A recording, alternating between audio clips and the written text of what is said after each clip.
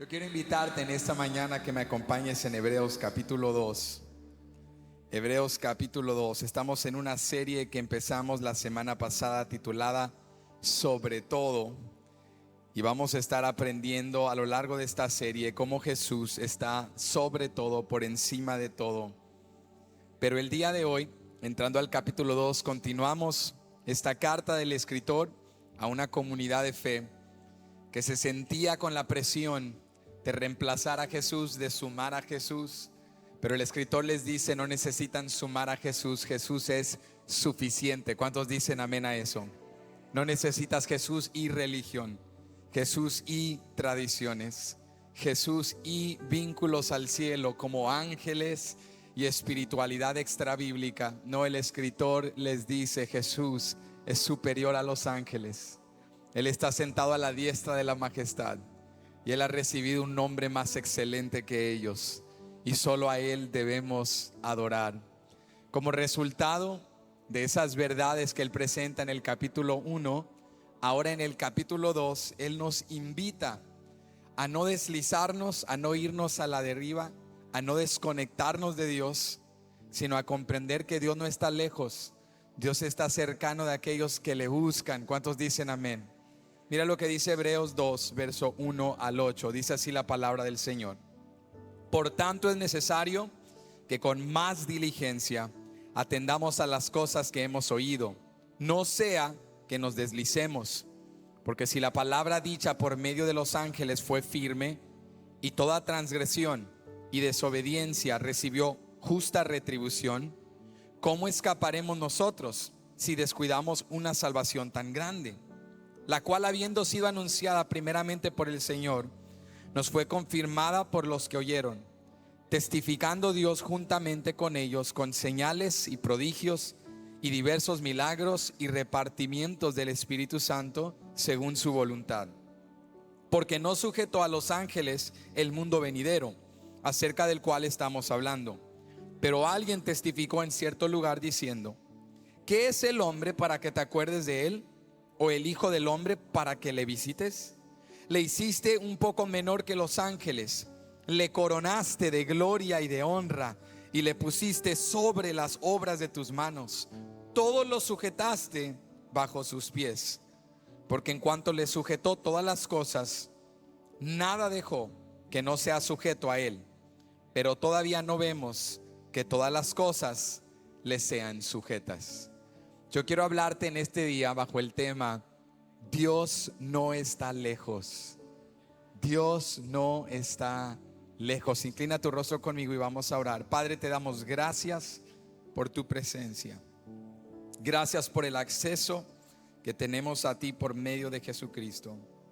Gracias, Señor, por tu palabra, porque es a través de tu palabra que nos hablas, es a través de tu palabra que nos edificas. Y hoy, Señor, con un corazón abierto y una mente dispuesta y atenta, invitamos, Espíritu Santo, a que tú ministres de una manera personal a cada una de nuestras vidas. Ayúdanos, Señor, a reconocer quizá la negligencia en nuestra vida, el descuido que nos ha ido deslizando y separando de ti. Hoy, Señor, lo reconocemos y nos arrepentimos, Señor, de descuidar tu presencia, de descuidar la búsqueda de ti a través de la oración, de la palabra. Y te pedimos que despiertes en nosotros tanto una convicción como un deseo que nos lleve a buscarte en esta semana que viene. Que empezando hoy hagamos un compromiso de priorizarte en nuestras vidas. Gracias por lo que tú has hecho y en fe te damos gracias por lo que harás. Lo pedimos en el nombre de Jesús y todos decimos amén. Pueden ocupar su lugar en la presencia del Señor. Dios no está lejos. Cuando pasamos por momentos de dificultad, momentos de prueba, momentos de sufrimiento, o cuando al encender las noticias o conectarnos con lo que está pasando en el mundo, vemos a un mundo roto, quebrantado, vemos injusticia y violencia en las noticias que a veces nos conmueve y nos lleva a sentir por un momento como que Dios está lejos de nosotros, Como que Dios está desinteresado, porque no puede ser que un Dios tan bueno y a la vez todopoderoso, que tiene el carácter de bondad, que tiene el carácter de amor, que su naturaleza es amar y que tiene el poder para hacer algo al respecto. Sin embargo, acá estamos, sus hijos, luchando con enfermedades, lidiando con conflictos y problemas y siendo partícipes de un mundo que en disfunción, un mundo que dominado aparentemente por el pecado y las tinieblas, en lugar de a veces de mejorar, va empeorando. Y son momentos como esos, tanto en el nivel personal como en el nivel colectivo, que cuestionamos la cercanía de Dios, cuestionamos la intervención de Dios en nuestras vidas. Pero si hay algo que la Biblia nos enseña, es que Dios no está lejos, a lo contrario, Dios está más cerca que nunca. ¿Cuántos dicen amén a eso? Porque Hebreos comienza esta carta recordándonos que Dios no se manifestó a nosotros solamente enviando a ángeles y profetas. Ciertamente en los días anteriores Él habló por medio de los profetas, pero en estos postreros días Él ha hablado por medio del Hijo. Él envió a su Hijo Jesucristo, Dios en carne. Y el mensaje del Evangelio es el ejemplo más explícito y claro de que Dios no está lejos de nosotros. A lo contrario, es Dios por iniciativa el que nos ha restaurado, nos ha reconciliado a Él y hoy nos invita a ser partícipes de una relación real en la cual podemos experimentar su presencia. Si algo aprendemos en Hebreos capítulo 2 es que Dios no está lejos, a lo contrario, somos nosotros quienes nos alejamos de Él. Cuando tú en esos momentos de reto, de dificultad, de sufrimiento o de dolor, cuando al ver la maldad que existe en el mundo, al ver la injusticia y te sientes solo, te sientes desconectado, lo que el enemigo quiere hacer es llevarte a un mayor aislamiento. Lo que el enemigo quiere hacer es inundar tu mente con pensamientos negativos de odio, de enemistad, de ira contra tu hermano, contra tu hermana, contra el otro, contra tu prójimo. Pero hoy Dios nos está enseñando que nuestra lucha no es contra carne ni sangre. Nuestra lucha es espiritual. Y cuando tú te sientes en el dolor, en el sufrimiento o en la injusticia del mundo, como que Dios está lejos, lo que más debes hacer es buscarle. Porque la realidad es que esos momentos en los cuales experimentamos un aparente alejamiento, no es porque Dios esté lejos de nosotros, es porque nosotros nos hemos alejado de Él. Y hay algo muy importante, hay algo muy impactante que requiere que nos detengamos y que analicemos, porque lo que el escritor nos dice en los primeros versículos del capítulo 2 es que tú y yo nos desconectamos, o como él lo llama, nos deslizamos de Dios, no de un momento para el otro, sino que nos vamos a la deriva, nos vamos deslizando lentamente. ¿Cómo lo vamos haciendo? Lentamente. Cuando yo estaba en la universidad, en el Instituto Bíblico, tomé un curso que se llamaba Formación Espiritual, y recuerdo que el profesor nos enseñó algo muy poderoso. Él dijo: los hijos de Dios no caen de un día para el otro, ya venían gateando por mucho tiempo. Los hijos de Dios no caen de un día para el otro, ya iban gateando por mucho tiempo. Y con eso Él nos estaba enseñando que Satanás no nos convierte en rebeldes de un día para el otro. Tú y yo no entramos a rebelión de un día para el otro, sino que nos vamos deslizando y nos vamos dejando llevar por la corriente de la vida y los menesteres y las responsabilidades, y vamos dejando de orar y dejando de leer y vamos dejando de asistir a la iglesia, y luego vamos perdiendo sensibilidad al pecado y vamos perdiendo sensibilidad a la presencia de Dios, y cuando menos pensamos estamos en una rebelión absoluta contra Dios. Pero empezó con un descuido, empezó con un desinterés, y por eso el escritor dice: debemos tener cuidado. Dios no se alejará de nosotros, a lo contrario, envió a su Hijo, envió al Espíritu Santo. Por eso hoy más que nunca nosotros, en este mundo oscuro en el cual vivimos, necesitamos acercarnos a Dios. ¿Cuántos creen que si hay algo que hoy necesitamos es la presencia de Dios? No necesitamos más estrategias humanas, no necesitamos más posesiones, no necesitamos más líderes o funcionarios. Y no me malentiendas, cada una de esas cosas tiene su lugar. Pero si hay algo que hoy necesitamos es la presencia de Dios. Moisés le dijo a Dios: ¿recuerdas esto? Si heredamos la tierra donde abunda leche y miel, si nos temen todos los enemigos y todos los que habitan las regiones de la tierra prometida, si nos das todo lo que nos prometiste, pero tú no estás con nosotros, nada de eso vale ni tiene sentido. No nos saques de este lugar. Si que no va con nosotros, si tu presencia no va conmigo. Lo que la Biblia nos enseña es a despertar y reconocer que aún en momentos difíciles, cuando parece que Dios está lejos, Dios está cercano, pero cercano de aquellos que se quebrantan y que le buscan. Entonces hay tres cosas que te quiero enseñar para hoy desenmascarar el engaño de Satanás de que Dios está lejos, y a lo contrario reconocer nuestro propio alejamiento. Hay tres cosas que quiero enseñarte para que no te alejes de Dios, sino a lo contrario te acerques. Aquí está lo primero que vamos a aprender hoy. No dejes que el descuido te aleje, sino a lo contrario ancla tu fe en Jesús. Número dos, no dejes que el sufrimiento te separe de Dios. A lo contrario, deja que el sufrimiento te quebrante y te lleve a la presencia de Dios.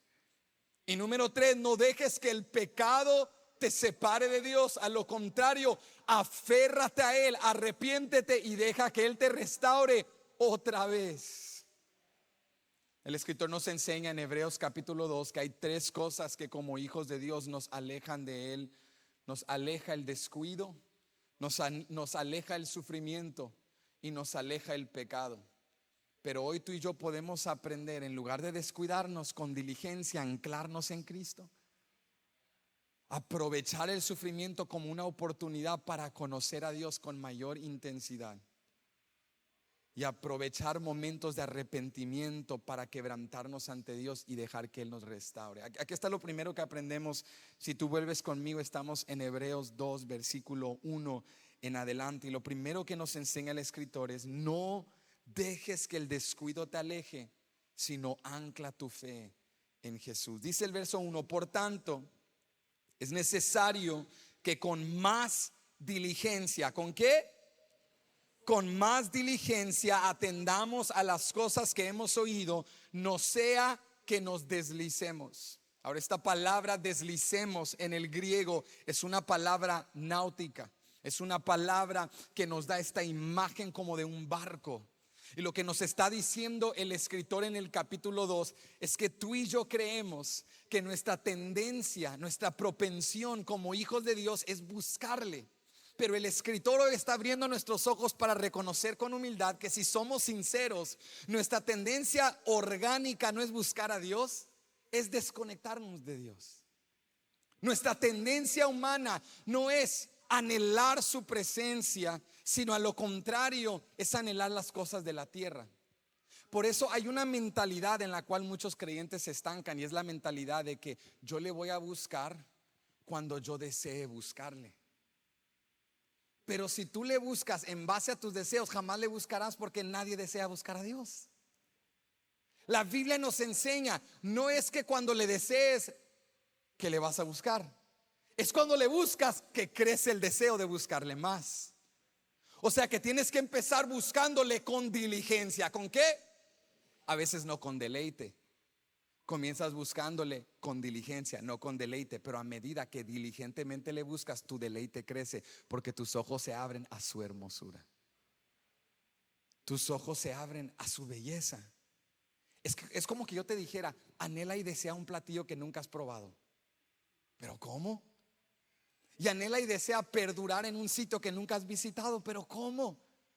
Pero a medida que tú pruebas ese platillo o visitas ese sitio y ves la hermosura de aquel lugar, o qué tan rico es ese platillo, tu deseo por más de eso mismo crece. ¿Están conmigo? O sea, el escritor nos dice: vamos a desenmascarar esta mentalidad de que simplemente porque venimos a la iglesia le vamos a buscar de lunes a sábado. El escritor dice: mira, si tú no eres intencional y no eres diligente para buscarle, tú no vas a crecer. A lo contrario, te vas a desconectar de Él, porque tú y yo somos como un barco.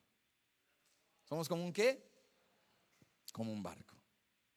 Y la realidad es que cuando tú y yo llegamos al puerto como ese barco, muchos no anclamos, no nos aferramos a la tierra, sino que nos quedamos flotando por un ratito emocionados. Dios, yo te amo y estoy emocionado por lo que Dios está haciendo en mi vida. Pero no anclarnos es esa diligencia de leer la palabra cada día, de orar cada día, de buscar su presencia, porque no soltamos ancla y no nos afirmamos en la fe. Las corrientes de la vida comienzan a deslizarnos del puerto, comienzan a deslizarnos de la orilla de la playa y comienzan a llevarnos a la profundidad del océano donde hay peligro. Y cuando menos piensas, dices: ¿cómo llegué a este lugar? ¿Cómo terminé tan desconectado de Dios? Tan desinteresado de Dios. La realidad es que nuestra tendencia no es conectarnos con Dios, nuestra tendencia es deslizarnos de Dios. Y por eso el escritor dice: es necesario que con más diligencia atendamos a las cosas que hemos oído, no sea que nos deslicemos. El escritor dice: tienes que ser diligente. Reta al que está a tu lado y dile: sé diligente. Rétalo, rétalo, pero con humildad, porque a ti también te están retando. Dile: sé diligente, sé diligente. Proponte buscar a Dios. No te vas a levantar mañana lunes y vas a decir: quiero buscar a Dios. No, a veces no quieres buscar a Dios, a veces sientes que no tienes el tiempo para buscar a Dios. Pero iglesia, necesitamos buscar a Dios.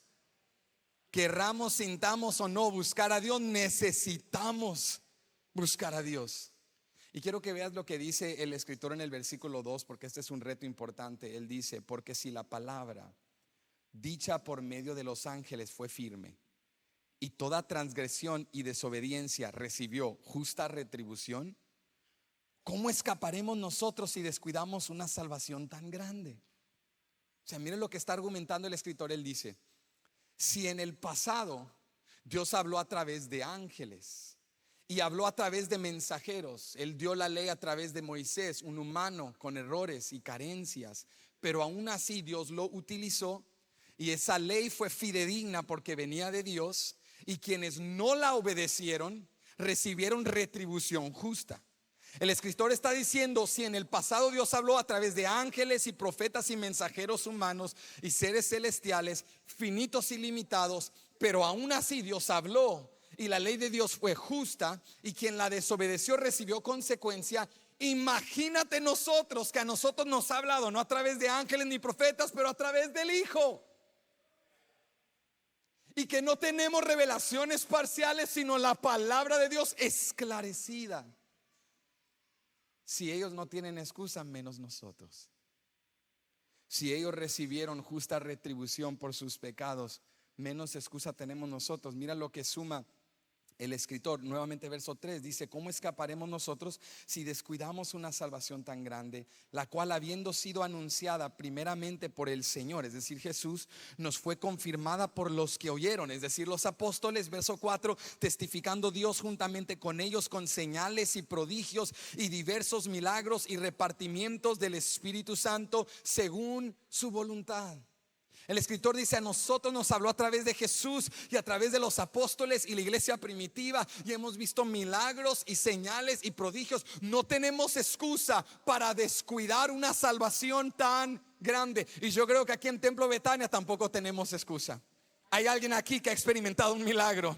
Hay alguien aquí que puede testificar de la provisión de Dios, de la bondad de Dios, de la misericordia de Dios, de la justicia de Dios.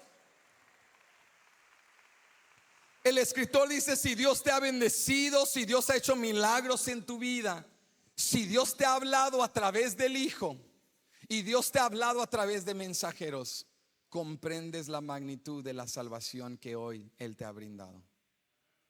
Por lo tanto, no la descuides, no seas negligente, no permitas que el descuido te vaya alejando de Dios. No seas ese barco que se va apartando del puerto y cuando menos piensas estás en tormentas. Suelta tu ancla y afírmate en Cristo Jesús. Esto es desde el lente más práctico. Busca a Dios, proponte buscar a Dios, proponte afirmar tu fe, porque cuando dejas de anclarte en Jesús y ponerle atención a Jesús, vas a empezar a deslizarte. No comienza con una rebelión abierta, no comienza con una oposición, comienza con un descuido, comienza con un desinterés, comienza en aquella sutileza del enemigo de decirte: no necesitas ir a la iglesia, no tienes tiempo para orar, no tienes ni espacio ni energía mental para leer la Biblia porque estás abrumado por la vida. Y creemos que no tenemos tiempo para buscar a Dios, cuando en realidad lo que no tenemos es el lujo de descuidar la búsqueda de Dios. Creemos que no tenemos tiempo para buscar la iglesia, lo que no tenemos es el lujo de descuidarlo. ¿Te ha pasado a ti en tu vida que dices: ahorita he estado muy ocupado para buscar a Dios, que tengo tanto que hacer? Y en fin, con todo el tiempo que le dedicas a todo lo que tienes que hacer, eres menos productivo, estás más frustrado, más abrumado. ¿A alguien le ha pasado eso? Pero cuando priorizas a Dios, hasta en menos tiempo produces más de lo que producías antes. Con menos horas ganas más de lo que ganabas antes. Porque la bendición está no en el hacer, el querer, el poder. La bendición está en la voluntad de Dios. ¿Alguien lo cree? El escritor nos dice: no tomes con ligereza lo que Dios ha hecho en ti. No tomes con ligereza tu salvación, no la descuides. Tienes que estar atento, tienes que tener diligencia en tu búsqueda de Dios, y tienes que contrarrestar ese concepto de que pues no lo siento, no lo quiero, y hazlo con compromiso y convicción, y deja que los sentimientos luego se vayan desarrollando en ti a medida que le busques a Dios, porque si no, cuando menos pienses, estás tan lejos de su presencia. Es como cuando vas a nadar a la playa y dejas de caminar y quitas tus pies de la arena y comienzas a flotar. ¿Alguien ha flotado? Y comienzas a flotar y te relajas. Y pasan 5 minutos, 10 minutos, y luego abres los ojos y dices: ¿dónde estoy? Tu familia está allá del otro lado. Tus cosas, tus posesiones quedaron allá, porque la corriente, ¿qué hizo? Te llevó. La corriente te deslizó y te llevó, y ahí vas a la deriva, así flotando. ¿Cuántos cristianos andan flotando? Aquí estoy flotando, esperando que Dios me bendiga, esperando crecer, esperando madurar, esperando sanar heridas del ayer, esperando superar estos patrones dañinos, esperando vencer estas adicciones, esperando que las cosas mejoren. Deja de esperar, deja de flotar, deja de descuidar y planta tus pies en la arena y resiste la corriente y párate firme en Cristo Jesús. Suelta el ancla para que el barco de tu familia no se lo lleve la corriente de la cultura. Vamos, establece tu casa no sobre la arena, pero sobre la roca, para que cuando vengan los vientos y las olas y la tormenta, tu casa se pare firme y resista la oposición. No porque eres fuerte, no porque eres muy dotado, sino porque estás parado firme en Cristo Jesús. Lo primero que nos dice el escritor es: no descuides, porque el descuido te aleja de Dios. Ánclate en Cristo. Pero en segundo lugar, mira esto, el escritor nos dice: no dejes que el sufrimiento te aleje. A lo contrario, cuando estés sufriendo, acércate a Jesucristo. Mira lo que nos dice el versículo 5. El versículo 5 dice: porque no sujetó a los ángeles el mundo venidero, acerca del cual estamos hablando, pero alguien testificó en cierto diciendo: ¿qué es el hombre para que te acuerdes de él? O el hijo del hombre para que le visites. Ahora quiero aquí destacarte algo importante, porque a veces cuando estamos sufriendo, la estamos pasando mal o estamos viviendo dificultad, el enemigo nos engaña y nos hace sentir no amados por Dios. El hecho de que estás sufriendo significa que Dios no te ama, o lo que estás pasando es porque Dios está desinteresado de ti, o lo que estás viviendo es porque Dios está muy ocupado. Pero a lo contrario, el escritor nos dice: los que sufren no están lejos de Dios, los que sufren están más cercanos a Dios. Cuando tú estás sufriendo, no te sientas desatendido por Dios. Cuando tú estás sufriendo, es una oportunidad para acercarte a Dios. No te estoy diciendo que el sufrimiento es algo que anhelamos, que deseamos, que es placentero, que es agradable. No, a nadie nos gusta sufrir. Pero cuando estás sufriendo, Satanás quiere utilizar el sufrimiento para llevarte al aislamiento, para separarte de Dios. Pero tú puedes decir: en este sufrimiento, en esta proximidad a mi finitud, en este dolor y aflicción, voy a conocer algo acerca de Dios. Voy a acercarme a las profundidades de Dios como nunca antes en mi vida. El escritor nos dice: cuando estás sufriendo, no significa que Dios no te ama. A lo contrario, eres tan amado por Dios que Él no le confió la gran comisión a ángeles, Él le confió la gran comisión a su iglesia. Ahora, esto es impactante, porque tú y yo nos sacudimos y sorprendemos cuando las cosas no salen como esperamos. ¿Sabes por qué? Por una simple y sencilla razón: porque no leemos la Biblia. ¿Podemos ser honestos? Si tú lees el Nuevo Testamento, el sufrimiento no te sacudiría, porque dices: Pablo lo que hizo fue sufrir. Pedro lo que hizo es sufrir. En la historia de la iglesia se cree, esto es extra bíblico, pero se cree que Pedro, tantos de los apóstoles fueron mártires. Se cree que Pedro fue crucificado al revés, porque dijo: no soy digno de morir como murió mi Señor. Cada uno de estos seguidores de Jesucristo sufrieron y padecieron por causa del evangelio, pero no sufrieron en vano, porque se identificaron con Cristo y comprendieron: si Cristo sufrió y del otro lado del sufrimiento Dios lo coronó de honra y gloria y recibió un nombre mucho superior a los ángeles, del otro lado de mi sufrimiento Dios será glorificado también. Dios me dará la victoria también.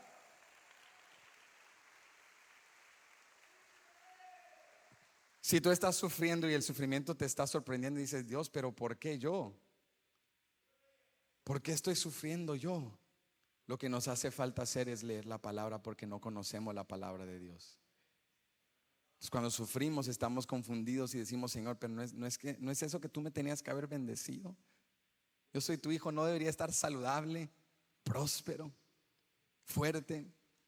Y a medida que leemos las escrituras, nos damos cuenta que las escrituras nos hablan del sufrimiento, nos hablan de la persecución contra la iglesia, nos hablan de la oposición. Pero el escritor nos dice: no te sientas menos, no te sientas desatendido, no te sientas descuidado, no sientas que Dios está lejos. A lo contrario, siéntete privilegiado, que el Creador y los cielos de la tierra se acuerda de ti y que te visita. Viste, nuevamente, mira lo que dice el escritor: no sujetó Dios a los ángeles el mundo venidero. ¿Cuál es el mundo venidero? El plan redentor de Dios en el cosmos y el universo. El mundo que vendrá, no este que es roto, fragmentado, contaminado por el pecado, sino el mundo que vendrá. Dios lo está introduciendo a través de su iglesia, el reino de los cielos, y Él le otorgó este privilegio no a ángeles, pero a nosotros. A ti y a mí nos ha confiado esta hermosa misión. Y dice el verso 6: al comprender esto, el escritor conecta al corazón del salmista del Salmo 8 y dice: bueno, si a nosotros nos ha confiado esta misión, verso 6, como testificó en cierto lugar alguien diciendo: ¿qué es el hombre para que te acuerdes de él? O el hijo del hombre para que lo visites. Lo hiciste un poco menor que los ángeles, le coronaste de gloria y de honra, y le pusiste sobre las obras de tus manos. Todo lo sujetaste bajo sus pies. El escritor recuerda las palabras del salmista y se maravilla de la grandeza de Dios. Se maravilla de dos conceptos teológicos sumamente importantes, que son que Dios es trascendente, pero Dios es inminente también. ¿Qué significan esas dos cosas? Que Dios está por encima de la creación. Él hizo los cielos y la tierra, los ángeles y todo lo que existe, pero aún así su inminencia es que Él está con nosotros. Se acuerda de nosotros, nos visita, está con su pueblo. Y eso debe dejarte con un sentido de asombro, que el Dios trascendental, grande, soberano, 3 veces santo, se acuerda de mí. Se acerca a mí, me visita y escucha lo que tiene para mí en sus planes y promesas. Me hizo un poco menor que los ángeles, me ha coronado de gloria y de honra y me ha puesto sobre todas las cosas y ha sujetado todo bajo mis pies. Entonces levanta tu frente un poquito más en alto el día de hoy y recuerda que aunque estés sufriendo, la estés pasando mal, Dios te ha coronado de gloria y de honra. Dios te ha dado autoridad sobre las tinieblas. Dios ha sujetado todo debajo de tus pies. Hay un significado parcial dentro de esta promesa del salmista, porque en primera instancia aquí no se está hablando de Jesucristo el Mesías. Él es el primogénito de entre los muertos, el primero en morir, vencer a la muerte, resucitar al tercer día, ascender con el Padre y sentarse a la diestra del trono de Dios. Pero iglesia, buenas noticias, Él no será el último. ¿Cuántos dicen amén? Él fue el primero, pero Él no será el último. Lo que va a decir en un momento el escritor de Hebreos en Hebreos 2 es que Él no se avergüenza de llamarnos hermanos, porque así como Él venció, nosotros también venceremos. Alguien que haga ruido y lo crea el día de hoy. En tu sufrimiento puedes abrazarte de esta palabra. Como Cristo venció, yo también venceré. Cuando te sientes insignificante, recuerda Hebreos 2, recuerda el Salmo 8. ¿Quién soy yo? Ahí está esa humildad y quebrantamiento. Seamos honestos, ahí el salmista estaba diciendo yo soy insignificante, pero aquí está lo que le daba significancia. Él dice, ¿quién soy yo? Para que tú te acuerdes de mí. Cuando te sientes insignificante en tu dolor, en tu sufrimiento, recuerda que Dios te visita, que Dios se acuerda de ti. Cuando te sientes abandonado, mira a Jesús. Jesús fue traicionado, Jesús fue abandonado, pero en obediencia al Padre se sometió aún en padecimiento. ¿Y qué es lo que Jesucristo recibió? Un nombre sobre todo nombre, honra, gloria y potestad, y Dios sujetó todo bajo sus pies. En otras palabras, nos está enseñando el escritor que cuando tú sufres, no sufres en vano. Cuando tú sufres para el reino de los cielos, Dios convierte tu sufrimiento en gloria. Ahora escúchame bien. Satanás nos engaña y nos dice que nuestro sufrimiento es sin sentido. Estás sufriendo y a Dios no le interesa. ¿Y esto qué va a producir? Y a veces no logramos reconciliar lo que estamos viviendo con las promesas que Dios nos ha dicho.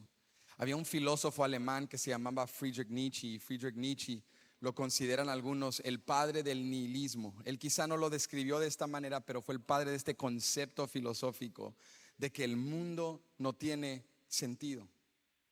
Porque Nietzsche fue aquel filósofo que declaró que la idea de Dios está muerta, que Dios no existe, que Dios es un concepto que se había inventado en las eras antiguas para establecer una moralidad objetiva, pero que ya no lo necesitamos, porque el ser humano ha desarrollado su intelecto, su habilidad de razonar, y que lo único que necesitamos es nuestra voluntad.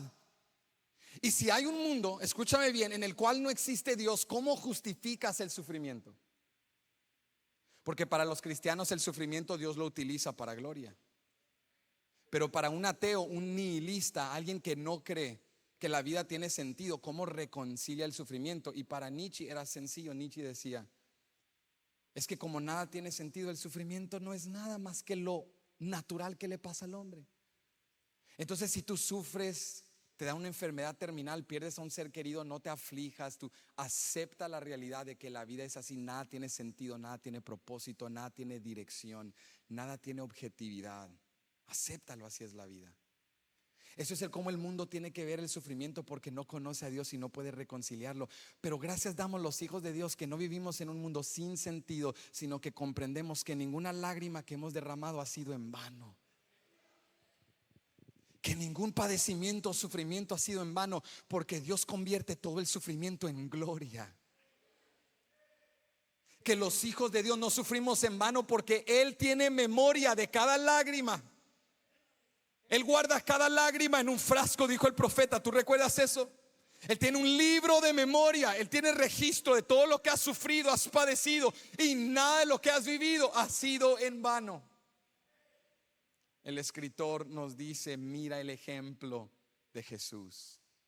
Jesús sufrió y padeció, pero del otro lado de su sufrimiento y su muerte había resurrección, exaltación y gloria. Entonces, cuando sufras, en lugar de alejarte de Él y sentirte solo o desatendido u olvidado por Dios, cuando estés sufriendo, abrázate de Cristo Jesús y recuerda que como Él sufrió, pero también venció, tú también vencerás.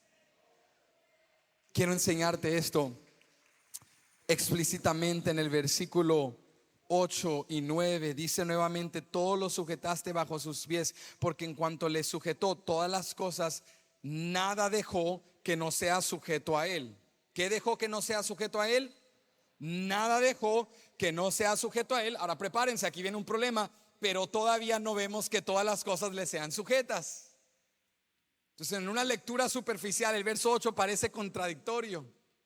El escritor dice, nada dejó que no sea sujeto bajo sus pies, pero aún no hemos visto que todo le sea sujetado. Entonces, escritor, ¿está sujetado o no está sujetado? Mejor hubieses dicho, algunas cosas sujetó bajo sus pies y las otras no están sujetadas. Pero el escritor estaba aludiendo a aquel principio teológico que los teólogos llaman el ahora, pero todavía no. El ahora, pero todavía no. Dile al que está a tu lado, ahora. Y luego dile, pero todavía no. La Biblia nos enseña que cuando Cristo nos salvó, cuando tú pones tu fe y tu esperanza en Cristo Jesús y le confiesas como tu Señor y Salvador, Él te declara justo ante Dios. ¿Cuántos lo creen? Él te declara justo ante Dios. Él te redime, Él te salva, Él te santifica y comienza el proceso de la santificación en tu vida. Pero escúchame bien, esa salvación no ha sido consumada. Estamos todavía luchando con el pecado, estamos todavía luchando aquí en un mundo caído, pero vendrá el día de la consumación de todas las cosas, el día de la restauración total, y en aquel día le veremos tal como Él es y seremos hechos a imagen y semejanza de Él en gloria. No esta imagen y semejanza parcial caída debido al pecado, sino seremos como Él en gloria. Cuando Cristo vuelva por nosotros, vendrá el rapto. Los que estén en vida serán arrebatados y los que estaban muertos resucitarán y serán con ellos reunidos en el cielo. ¿Cuántos creen esa palabra? Y en aquel día seremos como Él y estaremos en gloria por toda la eternidad, y habrá nuevos cielos y nueva tierra, y será la restauración de todas las cosas. Hoy aquí en este mundo caído podemos vivir ahora la vida abundante en Cristo Jesús, pero todavía no hemos visto la consumación de todas las cosas. Por eso el escritor dice, todo ha sido sujetado bajo sus pies. No hay nada que esté fuera de su soberanía, su autoridad o su dominio. Sin embargo, no hemos visto la consumación de eso. Por eso hay maldad. Por eso con desenfreno el hombre, abusando su libre albedrío, da giro hacia el pecado en lugar de dar giro hacia Dios. Aún no hemos visto el cumplimiento de todas las cosas, pero escucha esto, verso 9. Pero vemos a aquel que fue hecho un poco menor que los ángeles, a Jesús, coronado de gloria y de honra a causa del padecimiento. Fue coronado de gloria y de honra a causa de ¿qué? Nos está diciendo el escritor, no hay resurrección si no hay cruz, no hay gloria si no hay padecimiento. O sea que cuando estás sufriendo y estás viviendo entre la hora, pero todavía no, y estás viendo un mundo en el cual Cristo ya gobierna y reina en ti, pero ves un mundo caído donde Satanás todavía tiene potestad en las tinieblas en el mundo, pon tu mirada en Jesús, el que ya ha sido coronado de gloria y de honra, el que a causa del padecimiento Dios lo ha exaltado y glorificado, para que por la gracia de Dios gustase la muerte por todos. O sea, nos está diciendo el escritor, no dejes que el sufrimiento te aleje de Dios. Cuando estás sufriendo, pon tu mirada en Jesús, el que sufrió pero venció. Y deja que Él fortalezca tu fe y te recuerde, yo gusté de la muerte y la vencí, pero no seré el único. Tú gustarás de la muerte y vencerás también. Esto que estás viviendo no durará para siempre. Yo quiero animarte porque yo creo que tú te puedes identificar con esto, que cuando estás sufriendo, estás padeciendo, el sufrimiento te puede abrumar al grado que se siente algo insuperable y algo interminable. Cuando estás sufriendo, estás dispuesto a hacer lo que tengas que hacer para escapar, para superar este dolor, para superar este problema, y a veces nos hundimos en una tristeza profunda. Dios, ya no puedo más soportar esto, vivir así. Pero hoy la Escritura nos está recordando que el sufrimiento no durará para siempre, que este reto que estás experimentando hoy no será un reto eterno.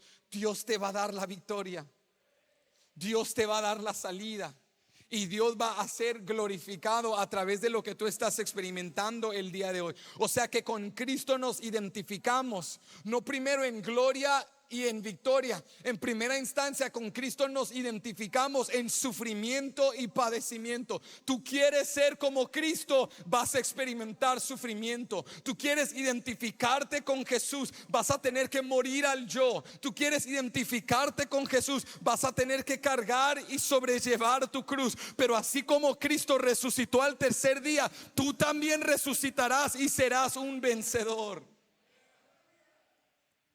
Dice el escritor: Jesucristo gustó de la muerte, la probó, para que muchos pudiesen también ser vencedores, y a través de esto Él venció nuestro temor. Esto no significa que nuestros sentimientos humanos son eliminados porque tenemos esta fe. No, la realidad es que aun cuando sufres y tienes fe en Dios, el sufrimiento te puede quebrantar.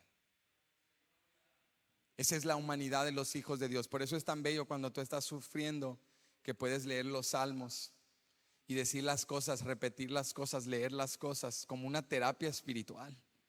Que dijo el salmista: Dios, ¿por qué me has abandonado? Aunque todos acá profundo, dentro sabemos, Él nunca me ha abandonado. ¿Verdad que sí? Pero lo dices: oh Dios mío, ¿por qué me has dejado? ¿Por qué me has abandonado? ¿Por qué no intervienes y me ayudas? ¿Por qué no me sanas? Y podemos expresar esa humanidad y ese dolor, y Él no nos expulsa, Él no nos calla, Él no se burla de nosotros. A lo contrario, Él es nuestro pronto auxilio en las tribulaciones. Él es nuestro confort en la aflicción, en el dolor, y Él nos fortalece y nos dice: no estás solo en tu sufrimiento, puedes identificarte con Jesús. Dice el verso 10: porque convenía a aquel por cuya causa son todas las cosas y por quien todas las cosas subsisten, que habiendo de llevar muchos hijos a la gloria, perfeccionase por aflicciones al autor de la salvación de ellos. Porque el que santifica y los que son santificados de uno son todos, por lo cual no se avergüenza de llamarlos hermanos, diciendo: anunciaré a mis hermanos tu nombre, en medio de la congregación te alabaré, y otra vez confiaré en Él. Y de nuevo, he aquí yo y los hijos que Dios me dio. El escritor conecta estos pasajes del Antiguo Testamento y nos dice: mira, cuando estás sufriendo, Jesucristo dice: no me avergüenzo de llamarte hermano.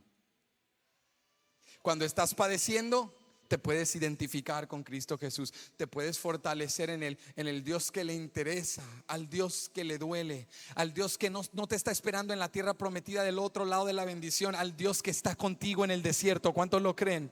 El Dios que está contigo en el luto, en el dolor, en el llanto, en el quebrantamiento. Él está con nosotros. No dejes que el sufrimiento te deje en una mentalidad de abandono. El escritor nos dice: Jesucristo padeció, y a través de la aflicción Dios perfeccionó su plan redentor. A través del dolor Dios cumplió todo lo que había prometido. ¿Qué hemos aprendido hoy? Que Dios no está lejos. Quienes nos alejamos somos nosotros. No dejes que el descuido te aleje. Ancla tu fe en Jesús. No dejes que el sufrimiento te aleje. El sufrimiento te identifica con Cristo. El sufrimiento te quebranta en la presencia de Dios. Cuando la estás pasando mal, lo que más necesitas es estar en la casa de Dios. Aunque vengas y te sientes en la orilla, en la esquina, aunque vengas y no hables con nadie y tengas mala cara porque ellos no entienden lo que tú estás viviendo, aunque vengas y tengas que arrastrarte al altar, haz lo que tengas que hacer, pero no te apartes de la presencia de Dios. No te apartes de la casa de Dios.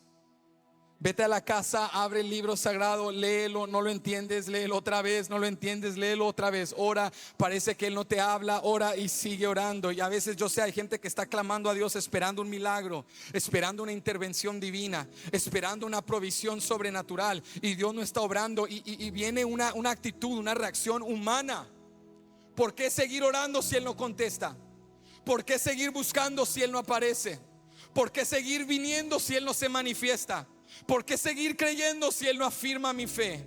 Y yo quisiera darte una respuesta más fácil, quisiera darte una respuesta para que tú puedas tomar un atajo a la bendición y a la liberación. Pero esta es la respuesta bíblica: sigue orando. Sigue leyendo, sigue creyendo, sigue viniendo, sigue sirviendo. Y en ese proceso Dios está fortaleciendo tu fe. Dios te está llevando al fin de ti mismo. Dios te está vaciando de tu autoconfianza. Dios te está vaciando de tu autoseguridad. Dios está derribando tus ídolos. Dios está quitando tu ojo de tus posesiones, tu cuerpo, el futuro, la incertidumbre. Y Dios te está enseñando: si lo has perdido todo y aún tienes vida, si no hay nadie a tu lado y aún tienes salud, es por mi gracia, por mi misericordia, para que comprendas que el único que te puede salvar, redimir, rescatar es Cristo Jesús.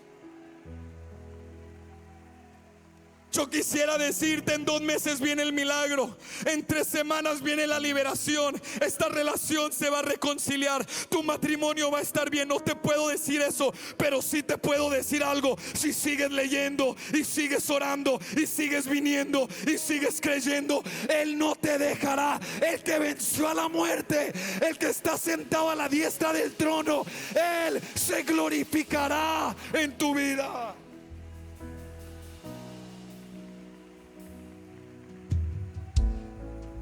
No hay tierra prometida sin desierto. No hay milagro sin tener que pasar por enfermedad. No hay conocimiento abundante de la provisión de Dios si no has probado el dolor de la escasez. Estos son los instrumentos de Dios para perfeccionar y santificar a sus hijos. Y no te sientas solo, porque el primogénito de entre los muertos, el primero en sufrir, el primero en ser traicionado, aquel con el cual te puedes simpatizar y entender y sentirte bien acompañado, no es solo un ángel, no es solo un profeta, es Cristo Jesús, el vencedor de la muerte, el Rey de reyes, el Señor de señores. Él padeció y Él venció. Él fue a la cruz y Él resucitó. ¿Qué le espera a sus hermanos? El escritor dice: Él no se avergüenza de llamarnos hermanos. A lo contrario, Él dice: anunciaré a mis hermanos tu nombre, en medio de la congregación te alabaré. Y otra vez: yo confiaré en Él. Y de nuevo: he aquí, yo y los hijos que Dios me dio. ¿Qué nos está diciendo el escritor? Haz en el sufrimiento lo que Jesús te enseñó a hacer. Haz en el luto lo que Jesús te enseñó a hacer. Haz en el conflicto lo que Jesús te enseñó a hacer. No dejes de orar, no dejes de buscar su rostro. Él le dijo a sus discípulos: oremos para que no entremos en tentación, clamemos para sujetar esta carne, busquemos la presencia del Padre. Y ahora, ¿qué dice el escritor? Ahora que Él ha sido exaltado, ¿qué invita a Jesús a su iglesia a hacer? Alaba, adora, confía, exalta, espera, y tu día de gloria llegará también.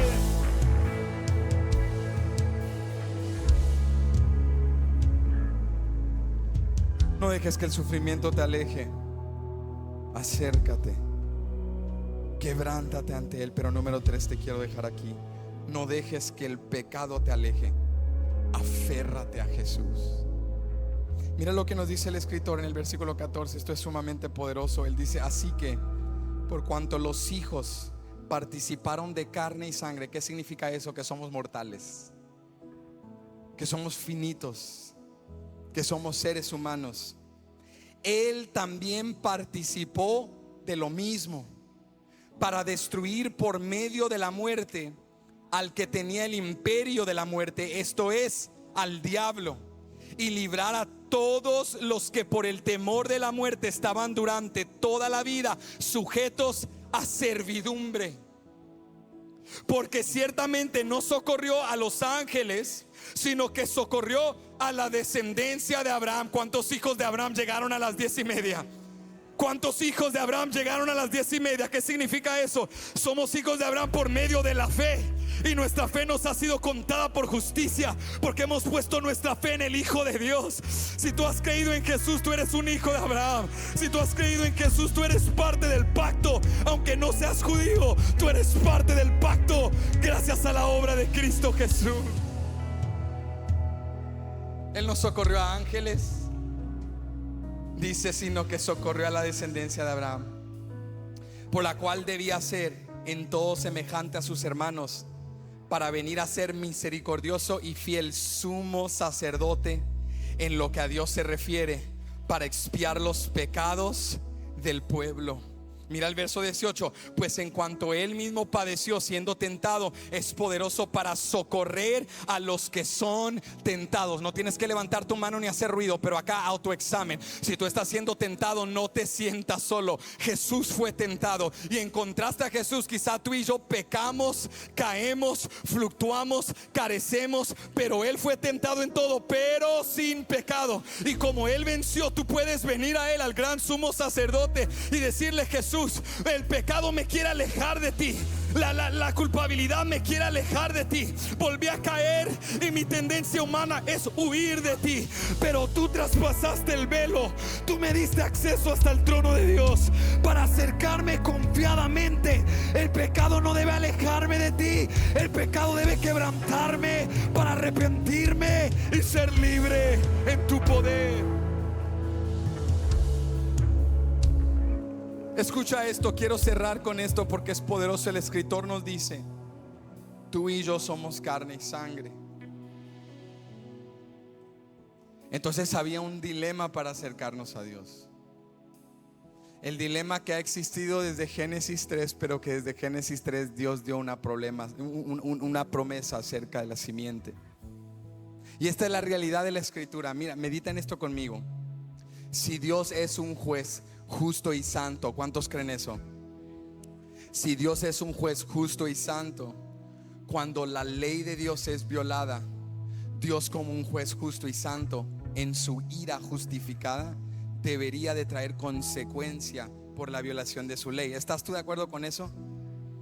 Si tú vas a un juez y ves que hay un hombre que quebrantó la ley, hizo un crimen terrible, y el juez le dice, después de que él llora: perdón, juez, perdón, y el juez le dice: no, pues no te preocupes, borrón y cuenta nueva, te puedes ir a tu casa, aquí nada pasó, no te preocupes, no te afanes. ¿Cómo se sentiría la sociedad? Ese es un juez injusto, porque para ser un juez justo tiene que sostener la ley. ¿Están conmigo?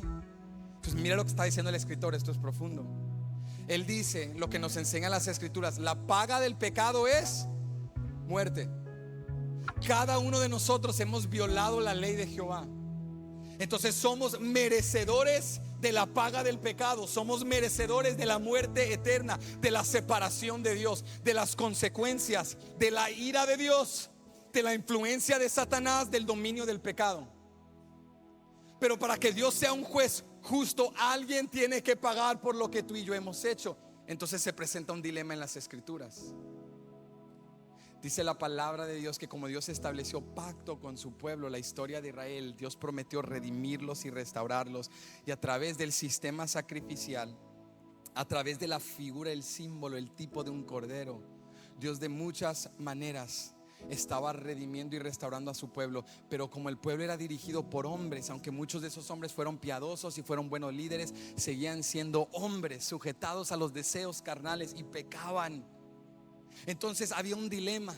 Necesitamos a un hombre que sea mayor a Moisés, que aunque dio la ley, que aunque cuando el ángel de la muerte venía sobre Egipto para matar al primogénito y le dijo a Moisés la instrucción de parte de Dios: tiene que matar un cordero, toma la sangre del cordero, ponerlo en las postes de las puertas de las casas, para que el ángel de la muerte pase por encima, esa es la Pascua, por encima de cada casa donde está el pueblo de Dios, y voy a preservar la vida del primogénito. Un cordero, uno por otro, voy a tomar la vida de uno, un sustituto perfecto. Y esa sombra, ese símbolo quedó con ellos. Luego Dios estableció el sistema sacrificial para que a través de una tienda de reunión, un tabernáculo, el pueblo pudiese presentar un sacrificio a través de bueyes y a través de corderos y a través de palomas para la expiación temporal de pecados. Entonces se ocupaba un mediador entre Dios y los hombres para ministrar al pueblo y gobernar ese sistema sacrificial. Entonces Dios establece el sacerdocio. Entonces tenemos un cordero, un sacrificio. Tenemos sangre que redime. Tenemos ahora un sacerdote que es mediador. ¿Están conmigo? Pero los sacerdotes humanos tenían flaquezas y pecaban. Por eso incluso en el día de expiación, que era el único día en el cual el sumo sacerdote podía pasar el lugar santo y penetrar hasta el lugar santísimo, traspasar el velo y presentar sangre y sacrificio sobre el arca del pacto, donde descansaba la presencia y la gloria de Dios para expiación de los pecados del pueblo. El sumo sacerdote tenía que antes presentar sacrificio para su propia purificación, para ser un instrumento limpio y digno para entrar al lugar santísimo, para presentar sacrificio para el pueblo. Pero aún los sacerdotes fallaron. Entonces nos dice el escritor: ¿ahora qué hacemos? Necesitamos a un hombre que nos represente ante Dios, porque espíritu no puede representar a carne y sangre. Necesitamos carne y sangre que represente a carne y sangre. Necesitamos a un representante. Pero ese representante tiene que ser mayor a Moisés, que trajo la ley, mayor a Aarón, que dirigió el sacerdocio, porque ellos fallaron. Entonces necesitamos a un hombre que nos represente de carne y sangre, que se pare justo ante Dios y limpio de pecado, que presente el sacrificio como aquel cordero del Éxodo del Antiguo Testamento, que presente sangre santa, que sea un sacerdote purificado, digno de entrar hasta el lugar santísimo, y que presente un sacrificio tan digno que con ese sea suficiente. El escritor nos está enviando a la hermosura y la magnitud de la obra salvífica de Cristo Jesús. Yo te pregunto: ¿hay un Dios hombre? ¿Hay Dios en carne? ¿Hay un mediador, un Mesías, que puede no presentar un sacrificio, pero ser Él mismo el sacrificio propicio y perfecto? El sustituto que tome nuestro lugar, que derrame sangre santa para la redención de nuestros pecados, pero que también sea un sumo sacerdote que puede entrar hasta el lugar santísimo. Y ojo, que no se quede muerto, porque luego lo ocuparíamos el próximo año, sino que resucite para que al derrotar a Satanás, a la muerte y al pecado, nos dé una victoria eterna. Hay alguien que tú conoces que es y pudo hacer todas esas cosas. El escritor nos está diciendo: el pecado ya no te puede separar de Dios, porque Cristo es el Cordero, Cristo tiene la sangre santa, Cristo es el gran sumo sacerdote, y Cristo es el vencedor que resucitó al tercer día.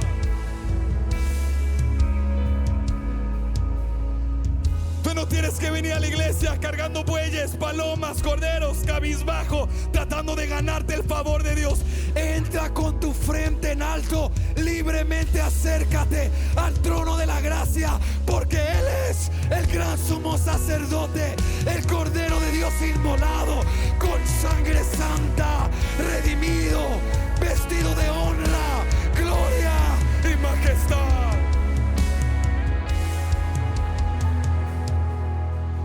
¿Qué te separará del amor de Dios que es en Cristo Jesús? Acércate. Satanás te está diciendo: huye, esconde, encubre tu pecado. Pero hoy Dios te dice: ven, acércate al trono de la gracia. Deja de alejarte de mí. Confiesa tu pecado. Trae todo a la luz y deja que Cristo Jesús te restaure otra vez, porque Él es suficiente. Él no trajo un cordero, Él es el Cordero. Él no salpicó sangre, Él derramó sangre santa. Él no esperó que un sumo sacerdote hiciera expiación. Él es el gran sumo sacerdote que traspasó no solo el velo, traspasó los cielos. Y Él es el vencedor que derrotó a la muerte. Ya la muerte no nos trae temor, porque si tú mueres es solo el inicio de la verdadera vida eterna con Él. Ya venció a Satanás, Satanás está derrotado, Satanás no tiene dominio ni poder sobre ti. Ya venció las cadenas del pecado, las cadenas ya no tienen dominio sobre ti. ya derrotó los sistemas del mundo. Él nos ha dado victorias para vivir contra la corriente del mundo, para sentar pies en la arena y dejar: esta corriente no me va a llevar, mi barco se va a anclar en Cristo, yo no voy a terminar deslizado, yo y mi casa vamos a ver la gloria de Dios. Dios no está lejos. Entonces hoy no te alejes de Él, no te descuides, sé diligente, ánclate en Cristo. No dejes que el sufrimiento te llene de rencor, te haga sentirte abandonado. Acércate a Él en tu sufrimiento y Él te glorificará. Y no dejes que el pecado te separe. Él es el gran sumo sacerdote. Ponte de pie conmigo en esta tarde.